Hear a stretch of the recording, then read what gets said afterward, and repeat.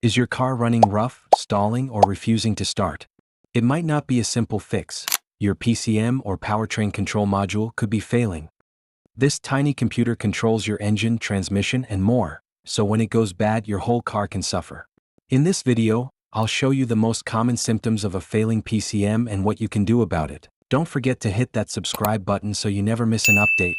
A bad Powertrain Control Module, PCM, can cause a range of symptoms in a vehicle, as it controls the engine, transmission, and other vital systems. Here are common symptoms of a malfunctioning PCM. 1. Check engine light. The PCM monitors the engine and transmission systems, so if it detects an issue, it may trigger the check engine light. A code scanner will often show a PCM-related fault. 2. Stalling or rough idle.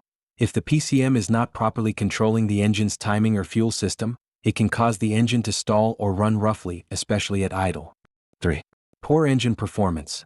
If the PCM fails to manage the engine's fuel-air mixture, ignition timing, or other parameters, the car may experience poor acceleration, hesitation, or a lack of power. 4. Starting problems. A faulty PCM can affect the starting system, causing difficulty in starting the engine, including long cranking times or no-start conditions. 5. Transmission issues. The PCM controls transmission shifting. A malfunction can result in erratic shifting, rough gear changes, or transmission slipping. 7. Electrical problems. Since the PCM is central to many electrical components, a malfunction can result in issues like malfunctioning sensors, warning lights, or even random electrical failures. 8. Failure to pass emissions tests. A bad PCM can cause incorrect readings from the engine control sensors, resulting in excessive emissions, and the car may fail emissions testing. 9. Random engine misfires.